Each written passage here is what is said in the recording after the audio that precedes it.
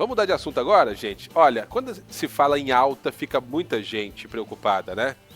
Quando a gente fala de alta, de impostos, de alta na conta de água, na conta de energia, e a conta de luz segue mais cara neste mês. A ANEEL manteve a bandeira vermelha patamar 1 agora em novembro. A decisão leva em conta o baixo índice de chuvas e a queda no nível dos reservatórios. A repórter Wislane Lima está ao vivo para a gente conversar sobre esse assunto, porque você precisa entender também, né, como você pode proceder, já que a bandeira vermelha continua nesse mês de novembro. Então você precisa tomar alguns cuidados, de repente fazer algum tipo de racionamento, economizar para poder não ter esse problema e aquela surpresa no fim do mês. Ô Islane, você está com o nosso convidado aí que vai falar sobre essa bandeira vermelha que continua durante o mês de novembro. Muito obrigado mais uma vez pela sua companhia, você que está de volta ao Povo na TV, depois de passar uns dias aí descansando. Bem-vinda aqui ao nosso programa. Agora fala pra gente sobre esse assunto que interessa todo mundo que está acompanhando a nossa programação. Quer dizer que continua essa alta aí, a gente tem que ficar de olho no consumo durante novembro também. Bom dia para você, bem-vinda.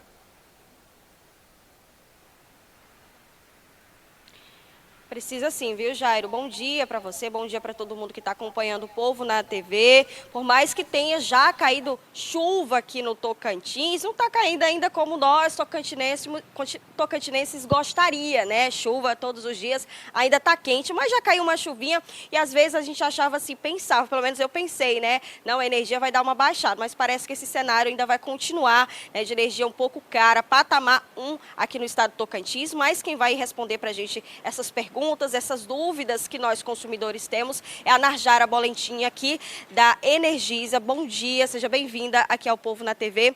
Explica pra gente, para nós consumidores, por que ainda dessa bandeira vermelha patamar 1 aqui no estado do Tocantins? Bom, a ANEEL, ela institui os sistemas de bandeiras para dizer como está os custos de geração de energia no país. E aí acho que o primeiro ponto a esclarecer para os clientes tocantinenses é que a bandeira ela vigora em todo o território nacional, igualmente para todos os consumidores, independente do Tocantins ou qualquer outro estado. Então, quando a ANEEL anuncia a bandeira que vai vigorar esse mês, ela é válida em todo o território nacional. E aí o porquê da bandeira vermelha patamar 1? Significa que os nossos reservatórios hídricos ainda estão em escassez e o custo de geração ainda está alto. Então, precisa o acionamento de termoelétricas para complementar a geração de energia no país, o que encarece o custo de energia nesse mês. Então, significa para o consumidor que é um mês que a gente precisa economizar energia, porque ela está custando mais caro para a gente. Najara, esse mais caro, a bandeira vermelha patamar 1, significa que a gente vai continuar pagando o que ainda nas contas? Bom, é um adicional de aproximadamente R$ 4,46 a cada 100 kWh. Então, se o consumidor ele tem aí um consumo de 200 kWh mês, ele vai ser cobrado pouco mais de R$ 8,00, né, quase R$ 9,00 de adicional na sua conta no mês, né? Então, ele precisa observar o consumo, fazer um consumo eficiente para evitar aí ter surpresa no final do mês com a conta um pouco mais cara. Outra coisa também, acho que todo mundo quer saber, é se a gente vai ter um fôlego, se tem alguma previsão de quando as bandeiras vão ficar, por exemplo, amarela ou verde, né?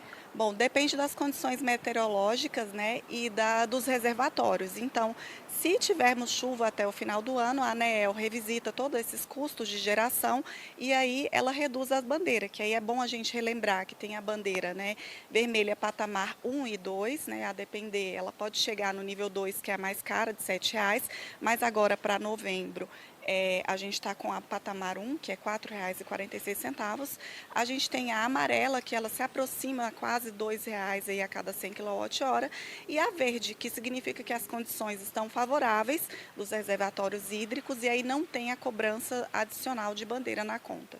A gente estava conversando agora há pouco aqui com a Narjara, ela estava explicando como é que funciona o abastecimento de energia aqui para o estado do Tocantins, né? Inclusive os reservatórios aqui do estado não influenciam muito o valor da conta de energia aqui para a gente, né?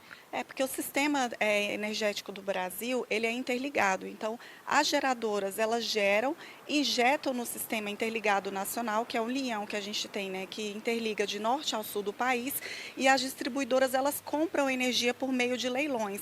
Então, não significa, por exemplo, que no Tocantins esteja chovendo, que vai influenciar numa conta de menor valor, porque, na verdade, a gente busca nos leilões o menor custo para pesar menos na conta do cliente. Então, independe.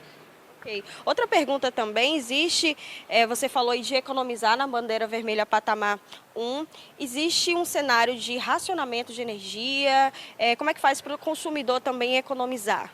Bom, o sistema de bandeira tarifário ele foi criado justamente para o cliente se programar e fazer o uso eficiente de energia. Então, quando ele fala que a bandeira é vermelha, atenção, a gente precisa economizar energia. E aí, com mudanças, né, de pequenos hábitos no dia a dia, é possível a gente fazer essa economia. Então, vamos falar do vilão que a gente tem no consumo de energia aqui no estado, que devido ao calor a gente faz necessidade usar o ar-condicionado.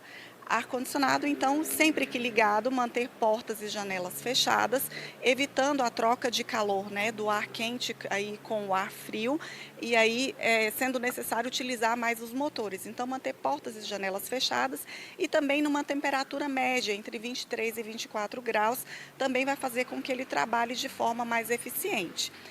Além disso, chuveiro elétrico, a gente ainda também está no período quente do ano. Nós não começamos a ter chuva para amenizar um pouco a temperatura aqui no estado. Então, se não puder utilizar ele desligado, usar ele ali na temperatura verão, que é uma temperatura mais morna, mais amena. Também consome menos energia. É importante também a gente verificar aqueles equipamentos que ficam lá com uma luzinha, mesmo que não esteja em uso, ele fica com uma luzinha de stand-by ligada. Isso também faz o uso consumo de energia, né? E aí impacta na conta no final do mês. Então, se não estiver utilizando, retirar da tomada. Até mesmo o carregador de celular, que a gente costuma deixar lá, ele também faz o consumo de energia, então retirar. Na cozinha, né? Geladeira. Ao colocar um alimento, né, na geladeira, evitar colocar ele ainda quente. Então, espera ele resfriar fora da geladeira e já coloca ali ele de frio dentro para evitar essa troca de calor. Também posicionar longe daqueles equipamentos que são fontes de calor. Então, fogão, fornos elétricos, né, micro-ondas, colocar sempre um pouco mais longe se for possível. Jara, a gente está agora no período já de final de ano, muita gente já está montando suas árvores de Natal, tem os pisca-pisca que fica ligado muitas vezes durante o dia, durante a noite toda, também tem que economizar aí, né? Tem que economizar. Se não tiver em casa, não tem necessidade de deixar o pisca-pisca ligado. Então, retira da tomada, deixa mais à noite que ele produz uma iluminação bonita, dá aquele visual bonito aí para a árvore de Natal. Não se tem necessidade de deixar algo ligado se a gente não está fazendo o uso, o consumo naquele momento. Então, acho que a premissa principal aí para o hábito, né, para o consumo consciente de energia é essa. Não se está fazendo o uso, desliga. Perfeito, a gente acabou de conversar com a Narjara Bolentina aqui da Energisa, passando dicas importantes de consumo consciente aqui para os nossos consumidores do estado do Tocantins. A maioria delas já estou seguindo, mas eu preciso me policiar mais, viu, Jairo? E você, como é que tá aí? Eu também, a gente precisa, né, economizar, porque não está fácil para ninguém. Agora eu tenho uma pergunta para você transmitir para ela, Wislane. A gente sabe que muitas vezes, nesse período de calor intenso, acontecem quedas de energia e fica um período ali, né, até tudo ser restabelecido. Agora, um fator importante que é de responsabilidade de nós, usuários, clientes, né, da Energisa, é sempre informar, né, o consumo em estabelecimentos comerciais e também nas nossas residências. Porque de repente você compra uma casa ali e aí você vai lá e coloca um aparelho de ar-condicionado. Aí o tempo passa, você coloca 2, 3, 4.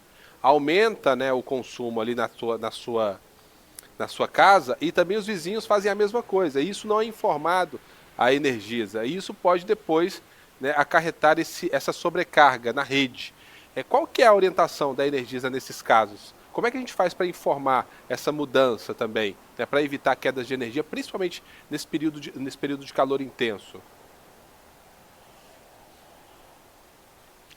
Najara, o Jairo está perguntando aqui para você, em períodos como esse, às vezes a gente, por exemplo, aumenta a quantidade de ar-condicionado, de eletrodomésticos dentro de casa. Para evitar riscos de queda de energia, quais são as dicas da Energisa? E que medidas que a Energisa tem tomado nesses casos também? Bom, primeiro a gente tem um investimento alto nas nossas redes para poder deixá-las mais robustas e aí evitar problemas como queda de energia, oscilação. Então, a gente tem muitos milhões e bilhões investidos na rede com manutenção elétrica, né? Para evitar quedas de tensão, nessas coisas, evitar ligar muitos aparelhos ao mesmo tempo é importante. Então, se não está fazendo uso, volta para o consumo de energia, desligar, porque sobrecarrega a rede nesse momento, né? Então, outra coisa que a gente orienta os consumidores, o aumento de carga, ele precisa ser informado para a distribuidora, porque impacta na rede de distribuição. Então, quando você aumenta, talvez se há necessidade de uma obra ali para poder suportar aquela carga que você está colocando. Então, tem clientes que, por exemplo, aumenta aí a geração solar e aí não informa para a distribuidora, pode impactar no fornecimento de energia.